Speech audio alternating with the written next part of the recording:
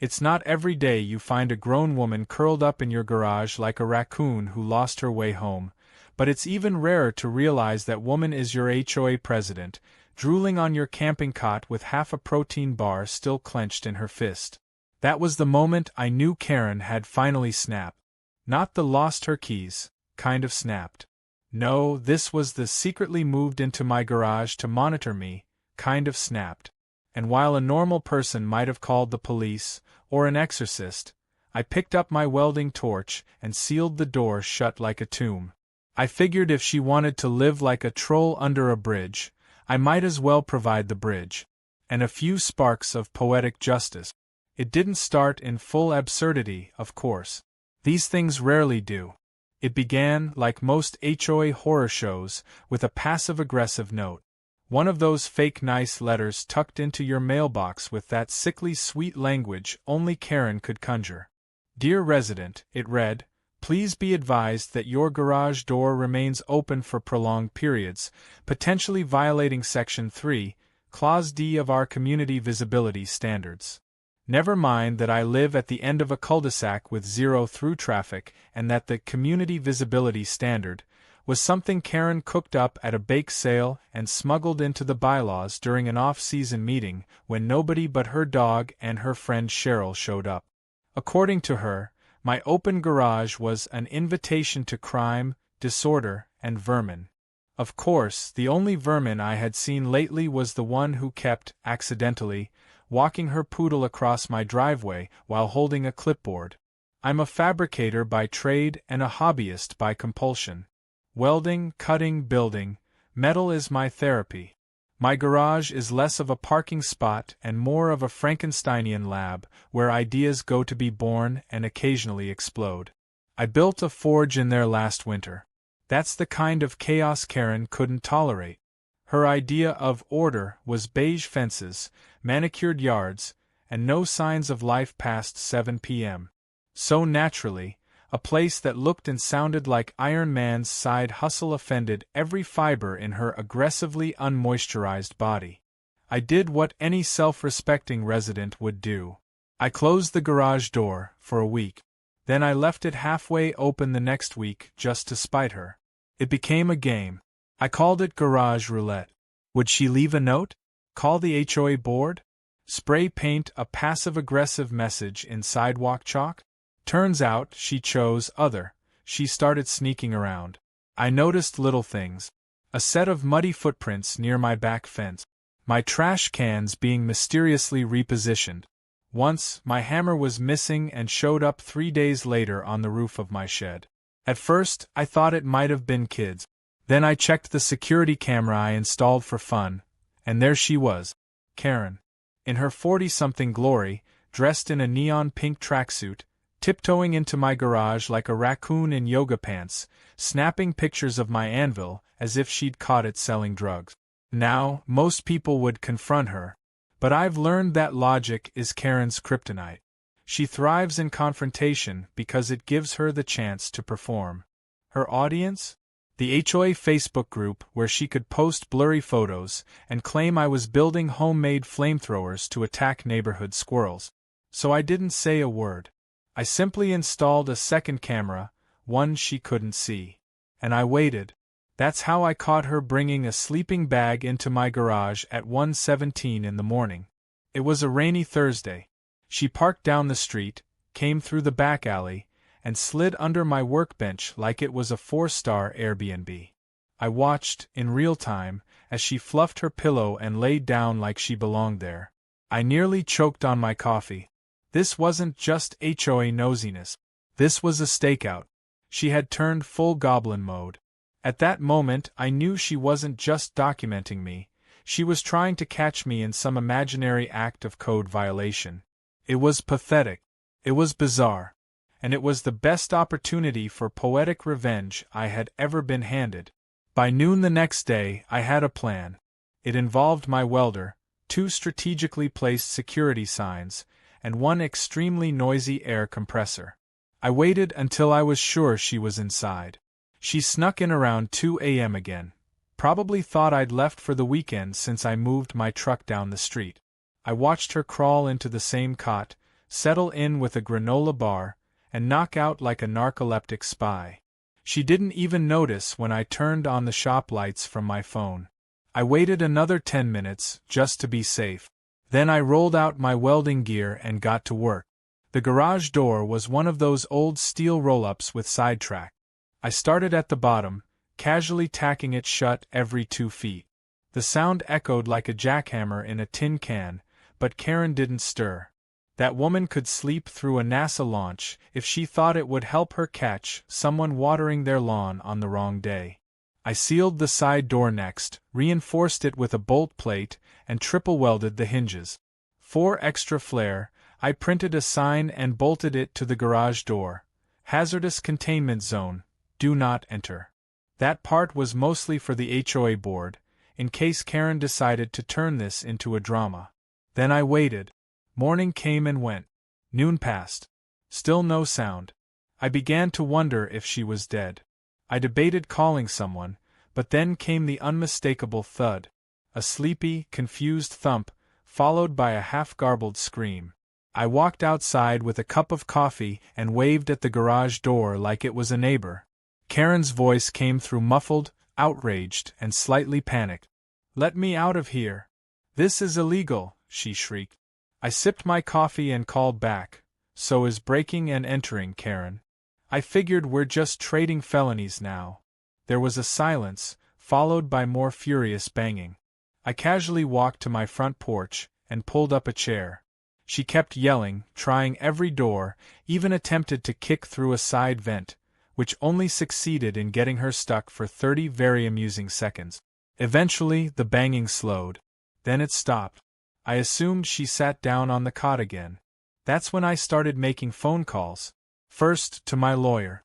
Then to the HOA vice president, who, by the way, hates Karen ever since she tried to fine him for using LED string lights on Christmas. He answered with a long sigh and said, "What did she do this time?" When I told him, he laughed so hard he dropped the phone. I told him I had everything on video. He told me to keep her in there until he got the board together. By sundown, word had spread. I had neighbors walking their dogs a little slower than usual, glancing toward my sealed garage like it was Alcatraz. One guy brought popcorn. Cheryl, Karen's only friend on the board, tried knocking and asking if this was some kind of prank. I told her I was just respecting Karen's right to private surveillance. After all, if she wanted to monitor my garage, I figured she deserved a front row seat. And so, on that quiet cul-de-sac where nothing ever happened, the HOA president was now locked in the very garage she tried to weaponize against me, while the entire neighborhood watched like it was the season finale of Suburban Survivor. And I hadn't even played my final card yet. By the time the HOA board arrived in full force, Karen had spent close to 15 hours inside my garage. The banging had stopped completely. I assumed she had finally realized no amount of screeching was going to get her through 6 welds, a deadbolt, and reinforced steel. Her phone must have been dead too, because she wasn't lighting up the neighborhood group chat with her usual hysterics. Meanwhile, I set up a folding chair, a cooler, and a Bluetooth speaker on the driveway. If I was going to be accused of creating a spectacle, I figured I might as well lean into it like a man hosting an involuntary open house. I queued up some classic rock.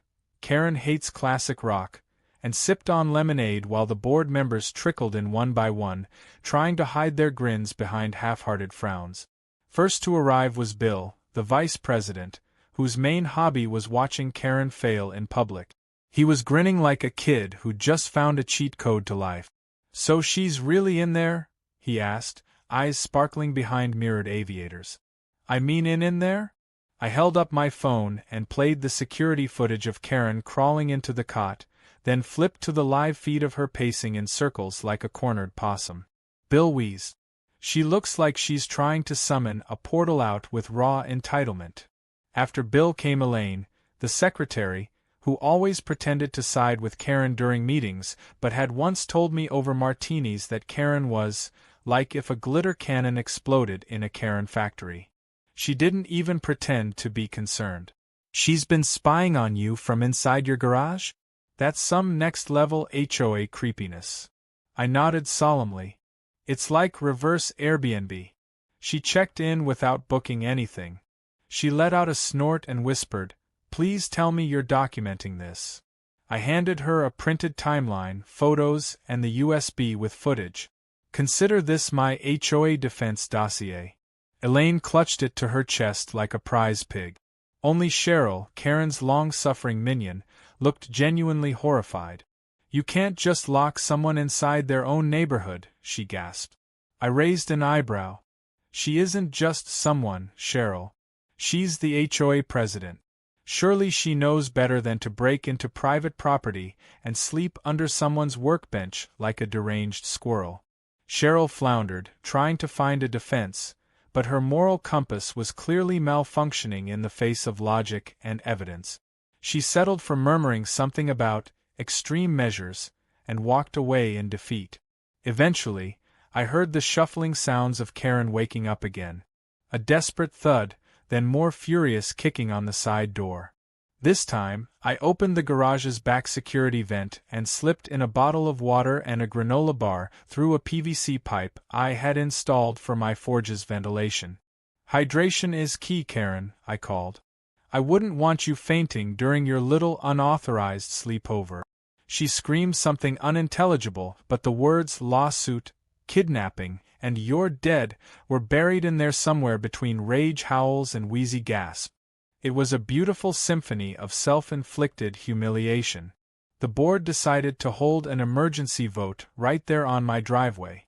Bill called it the containment hearing. I passed out lawn chairs. Elaine brought cookies. Cheryl abstained from voting, probably because her brain had short-circuited from watching her best friend rotisserie herself in public disgrace.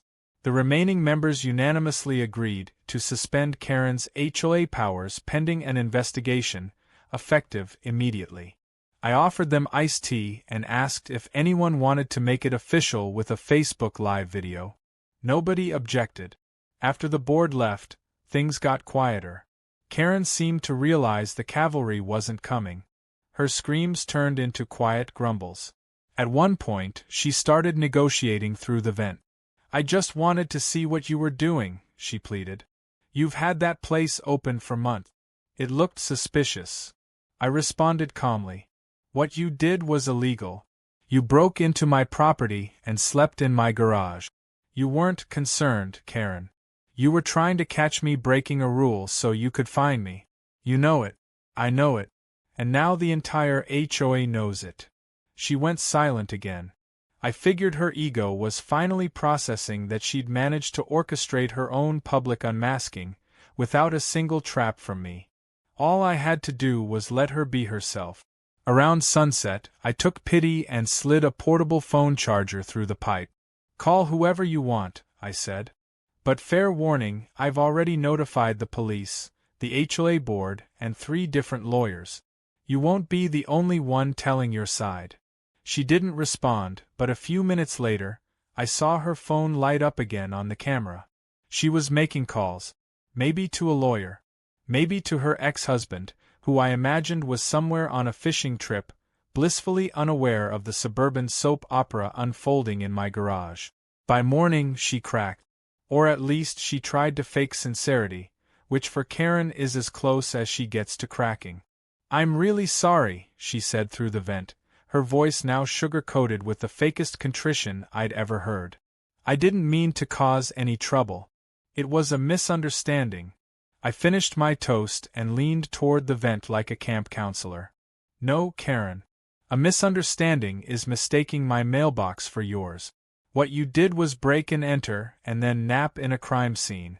This isn't an apology. It's a damage control press conference." Her silence was louder than her previous yelling. That afternoon, I called the cops. Not to press charges yet, just to establish a report. The officer who came was surprisingly chill. He watched the footage, scribbled some notes, and asked the golden question, "You want her arrested?" I paused. Then I shook my head. "Not yet. I want her humbled. If that fails, I want her prosecuted." The officer chuckled. You're handling this like a Bond villain. Just less blood. I offered him a cookie. The next twist came 2 days later. Karen had finally left the garage. She used the charger I gave her to call Cheryl, who showed up in the dead of night with bolt cutters. I let her go. I already had what I needed. What Karen didn't know was that Cheryl had just violated the HOA board's directive by assisting a suspended president in committing a second unlawful entry. The footage of Cheryl nervously clipping wires while Karen waddled out, hair matted and fury radiating off her like static, was uploaded immediately to the board's private archive. Cheryl had just handed me a 2-for-1 deal on her own suspension. The fallout was nuclear. Bill called a special meeting and revoked both their voting right. Elaine circulated a memo banning all HOA board members from entering private property without written permission. I laminated mine and stuck it on my garage wall, right next to the vent where Karen's voice had cracked like a ceramic mug. My garage became a symbol, less of a workspace now and more of a monument to neighborhood resistance. 3 days later, Karen tried to sue. Her lawyer sent me a cease and desist letter accusing me of wrongful imprisonment, psychological trauma, and something absurd about emotional welding. I handed it to my attorney, who responded with a counterclaim listing breaking and entering, trespassing, surveillance without consent, and harassment. Karen dropped the case a week later, presumably after her lawyer realized she had filmed herself committing half the charges. It was strange how quiet the neighborhood became once Karen was dethroned. The woman had been a one-woman circus act, and without her 3-ring performances, morning jogs with her clipboard, 6 a.m. HOA patrols in her neon sneakers, and her relentless door-to-door fining campaigns, it almost felt like someone had muted the cul-de-sac. Some neighbors said it felt peaceful. Others said it was unnerving. Personally, I found it refreshing, like taking off a pair of shoes that were 3 sizes too tight and realizing you could still feel your toes. But quiet never lasts. Especially not in a neighborhood where pride runs thicker than sense and HOA titles are treated like military rank. It didn't take long before Karen found her next platform. She couldn't get back on the board, at least not officially, but she started floating a little side campaign to restore integrity to the neighborhood. Her audience? The very people who had voted her out. It was like watching a dethroned queen try to rally the villagers with a cardboard sword. Still, she was relentless. She launched her own newsletter, The Real HOA Voice. It came in suspiciously high-gloss paper for someone who claimed she was unjustly silenced. The first issue was 4 pages long, mostly full of passive-aggressive jabs, thinly veiled threats, and anonymous concerns that were clearly just her writing in the third person. I received mine in a pink envelope marked urgent, delivered by Cheryl, yes, still Cheryl, the world's most loyal minion. I opened it while welding a custom fence post, smudging soot all over the pristine pages. The lead story? Garage dwellings and the decline of suburban decency. Subtle. I didn't respond. I didn't even acknowledge it. That's what Karen wanted. She thrived on conflict, fed on it like oxygen. But what she didn't realize was that I was already 2 steps ahead. Ever since the garage incident, I had started compiling a little Karen portfolio, surveillance clips, audio rants, HOA meeting minutes where she voted herself privileges, screenshots of her attempts to fine neighbors for overly spirited Halloween decorations. Even a video of her berating the UPS driver for delivering a package to her porch 5 minutes past 6 p.m. At first, it was just for laughs, but now it had a purpose, because you see, while Karen was mailing out manifestos, I was meeting with the town zoning office. Karen's biggest mistake wasn't breaking into my garage. It wasn't even pretending to sleep there for neighborhood safety. It was what she did before that. Something she thought no one would ever notice. About 3 months earlier, she had installed a detached garden studio behind her house. She called it a craft shed, said it was for pottery and quiet reflection. In reality, it was a fully wired, insulated, air-conditioned she shed with a fridge, sink, and an illegal plumbing line feeding into a storm drain. I knew because she bragged about it to Cheryl while standing too close to my open window. I knew because I saw the contractor's van parked in her yard at 10 p.m. for 5 nights in a row. And I definitely knew when my water pressure dropped every time she flushed. So, I did what any quiet, vengeful fabricator would do. I waited. I documented. I called in a zoning inspection, anonymously, of course. Then I stepped back and watched it unfold like a slow-motion car crash made entirely of entitlement and denial. The inspector showed up 2 weeks later. A nice guy named Frank. He walked around Karen's backyard with a clipboard, asking questions, taking measurements. Karen followed behind him in a robe and slippers, shrieking about harassment and enemies of the HOA. She tried to accuse Frank of trespassing. Frank calmly reminded her he was with the town. She tried to say the structure was grandfathered in. Frank pointed out that it had brand new ductwork and PVC lines sticking out of the flower beds like mutant asparagus. She cried. Frank took photos. The neighbors gathered like spectators at a schoolyard fight, pretending to garden while peeking through hedges. The verdict came a week later. Karen's craft shed was declared an illegal dwelling. She had 30 days to tear it down or face daily fines. The irony was delicious. The woman who weaponized bylaws like a suburban general had finally been devoured by her own rulebook. And I didn't even have to lift a welding torch this time. You'd think that would have ended things. That maybe Karen would take the loss, do some soul-searching, maybe take up yoga or move to a retirement community where micromanagement is part of the HOA fee. But no. Karen doesn't retreat. She reinvents, like mold in a humid basement. A few days after the zoning report came down, I noticed a new sign on her lawn. Karen's Neighborhood Watch HQ. Complete with clip art of an eye and a slogan that said, "We see everything."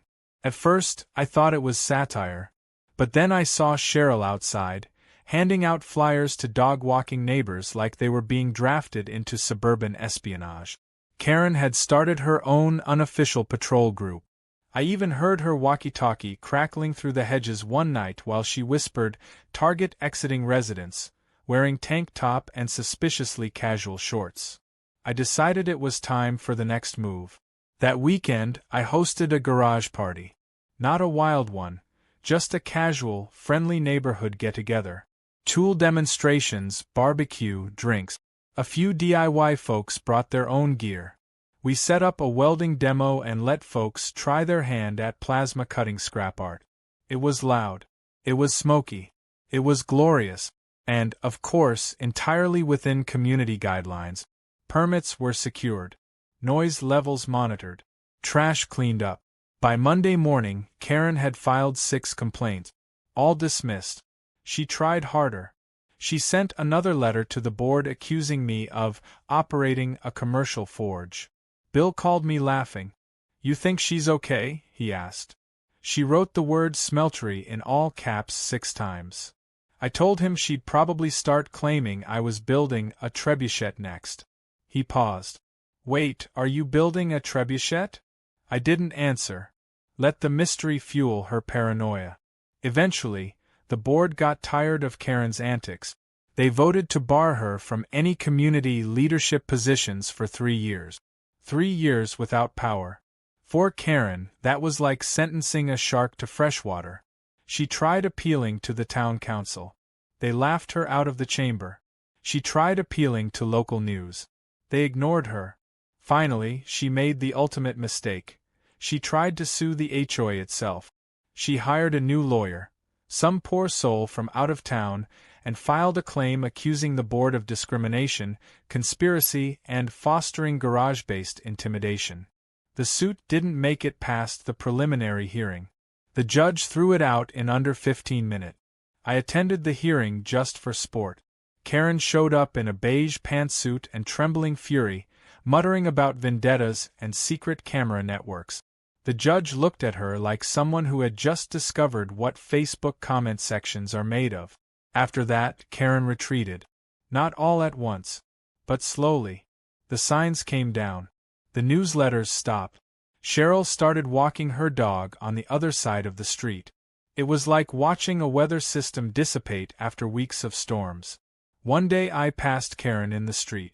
She didn't even make eye contact. Just muttered something about moving soon. I nodded politely, said nothing, and walked on. Karen didn't vanish overnight. People like her don't go quietly.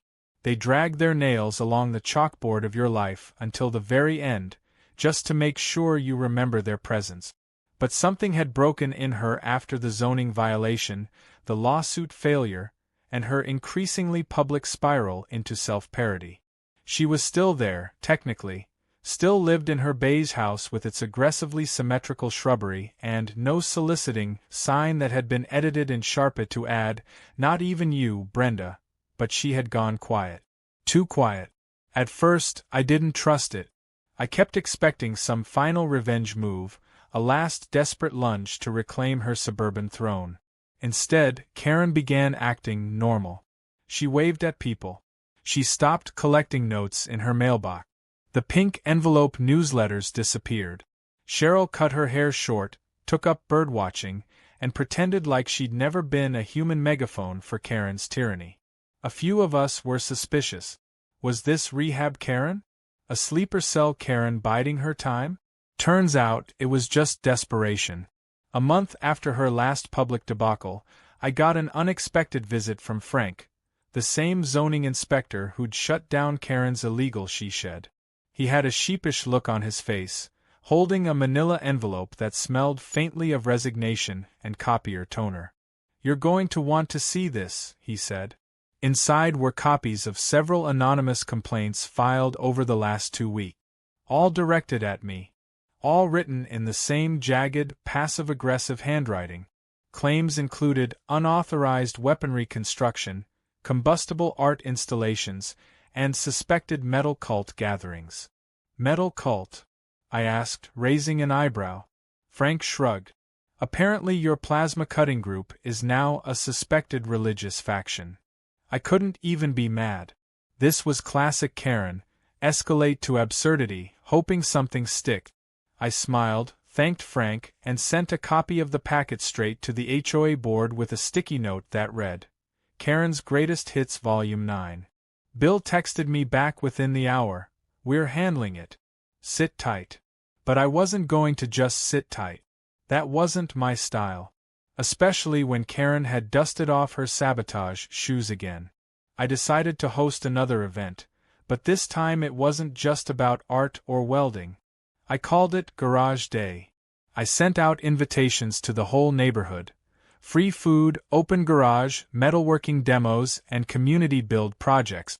We even set up a station where kids could help design a decorative steel sculpture that would be installed at the neighborhood park.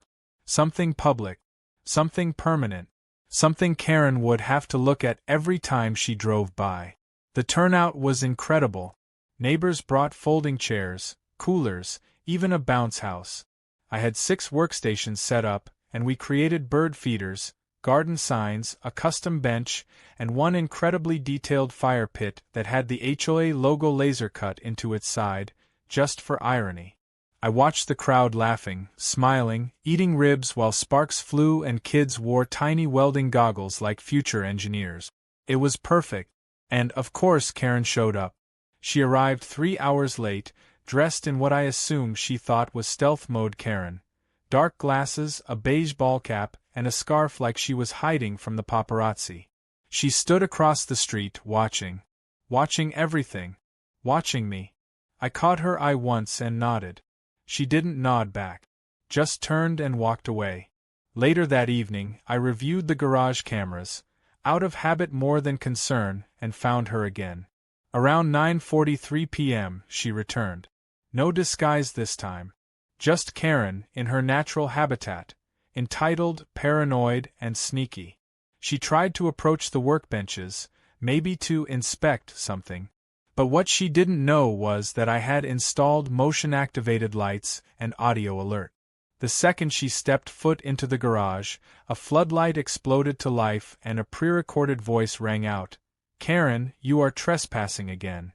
This is being recorded. Your HOA privileges have expired. Please step away from the tools. She jumped so hard she nearly dropped her phone.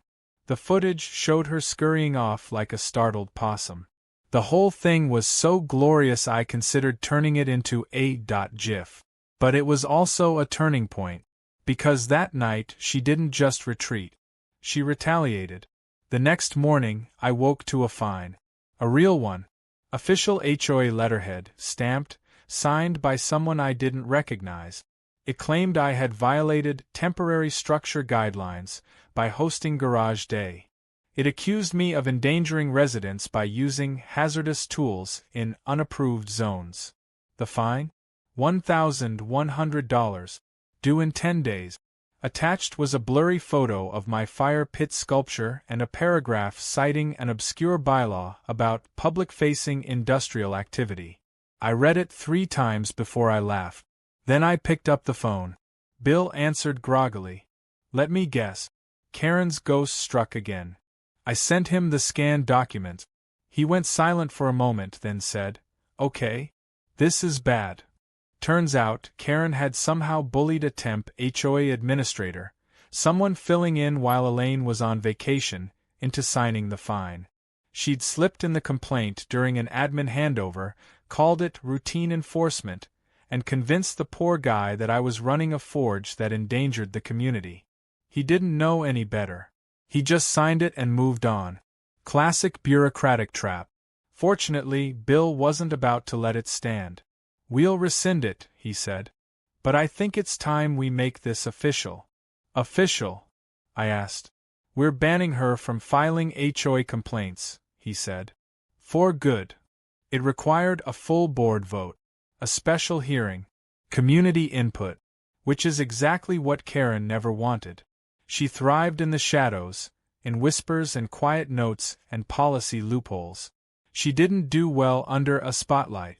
So when the hearing date was announced, and she realized she'd have to explain her behavior in front of the entire neighborhood, something in her snapped again. She tried one last stunt.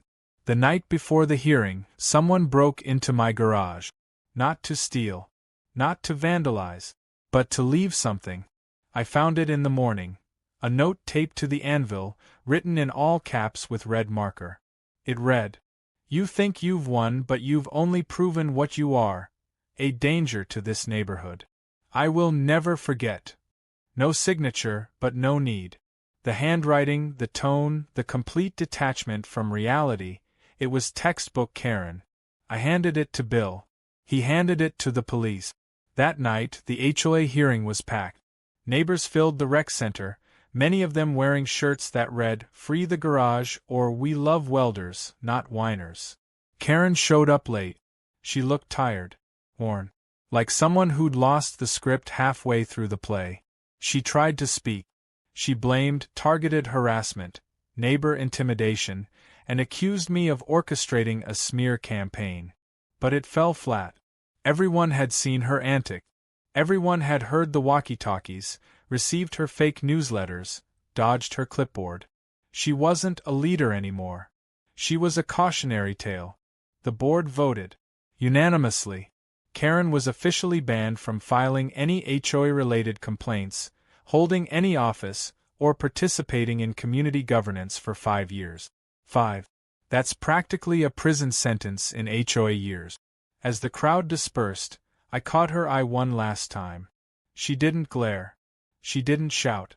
She just looked defeated. She turned and walked out of the room without a word. Karen's silence lingered like an aftertaste, bitter, uncomfortable, and somehow still clinging to everything even after she was effectively removed from all HOA power. She stopped showing up to meetings.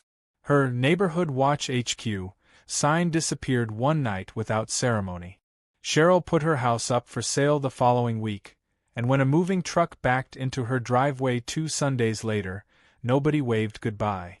It was like the spell had broken. The cult had disbanded. Karen was left behind in a house she could no longer control, surrounded by neighbors who treated her with the kind of distant courtesy typically reserved for raccoons at the edge of a picnic. But even stripped of her authority, Karen wasn't finished. Because people like her don't need power to cause damage, they just need opportunity.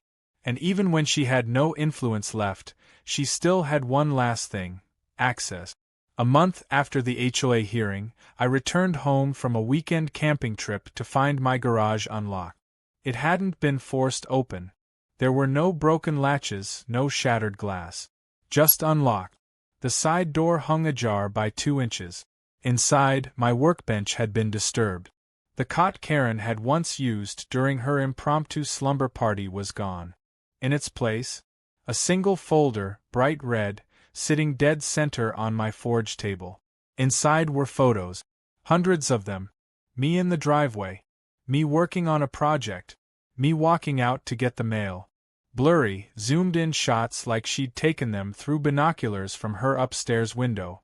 There were notes attached to some, her handwritten scrawl accusing me of public welding, gasoline stockpiling, and one photo where I was holding a sandwich that she had circled in red with the caption, "Unidentifiable substance, possibly explosive?" It would have been hilarious if it wasn't so completely deranged. I stood there flipping through page after page of unhinged surveillance, part of me stunned and the other part deeply unsurprised. Karen had apparently spent weeks, months, documenting every move I made, hoping to one day compile enough evidence to take me down. What she failed to understand was that her obsessive collection wasn't proof of my wrongdoing. It was proof of hers. I walked outside and looked up at her house. Curtains fluttered behind a second-floor window.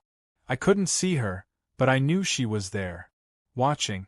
Waiting for me to rage. To call the cops. To retaliate.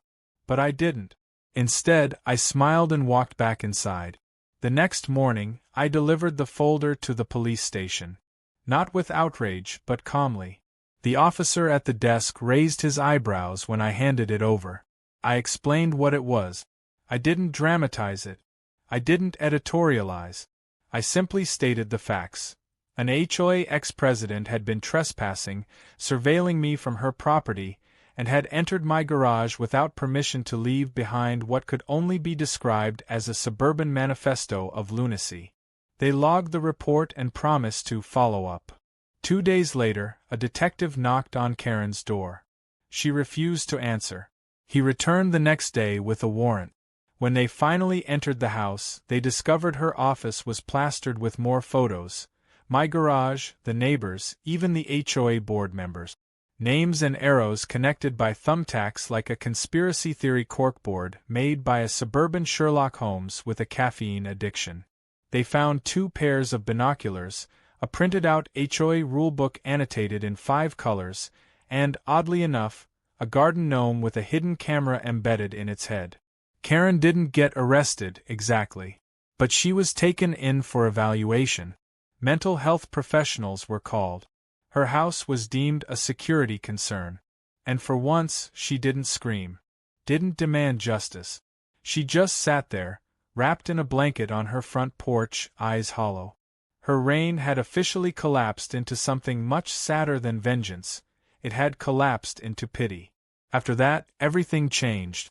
The HOA board held another emergency meeting and passed what they called the Karen Clause, a new bylaw limiting the surveillance of neighbors without cause, establishing clearer boundaries for board member conduct, and creating a formal process for filing complaints that included a mental health review if an individual filed more than 10 within 30 days.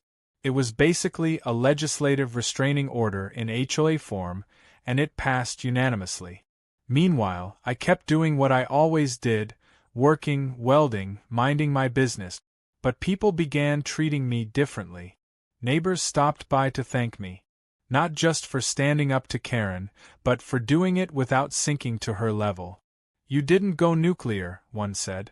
"You went surgical." That stuck with me. One neighbor, a retired teacher named Hank, stopped by with a batch of cookies and said, "It's funny. Everyone talks about revenge like it's an explosion. But what you did, that was art." He looked around my garage, admired the forge, and added, "You turned her into her own consequence." The neighborhood moved on. A young couple bought Cheryl's house. They put up solar panels and built a community book-sharing box shaped like a miniature barn. The same HOA board that once dreaded every email from Karen now started funding local projects.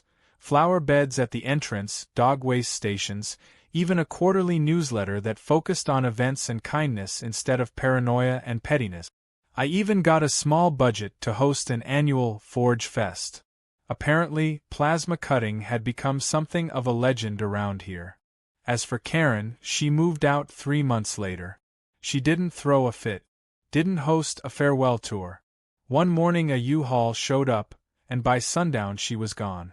Word was, she moved to a gated community across the city, some place with stricter rules and taller fences. Maybe she thought she'd find her tribe there. Maybe she'd try to run their HOA too. But something told me even those folks had already heard of her. News travels fast in HOA circles, especially when you're the woman who once slept in a neighbor's garage and tried to sue a welder for making yard art. The day after she left, I walked over to her old house. The new owners had already taken down the "No Soliciting" sign and replaced it with a welcome wreath. I noticed they'd tossed out a few of her old garden ornaments, including the infamous gnome. I picked it up, just for the sake of nostalgia, and noticed the camera was still inside. I kept it, not as evidence, as a souvenir. Sometimes, when I walk into my garage, I look at that spot under the bench, the place where she once laid out her cot, where the whole absurd, brilliant, infuriating mess started. I think about how close it came to being worse, how easily a simple HOA tiff could have spiraled into a full legal battle. But I also think about how satisfying it is to outwit someone without ever throwing a punch or raising your voice, just welding the truth shut and letting them scream into silence. And maybe that's the lesson here. Some people think power comes from control. But real power?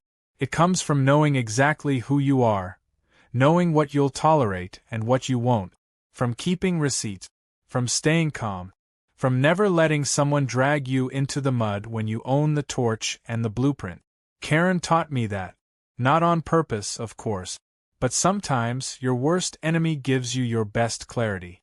So when people ask me if I miss the drama, if the neighborhood feels too quiet now, I just smile and say, not really.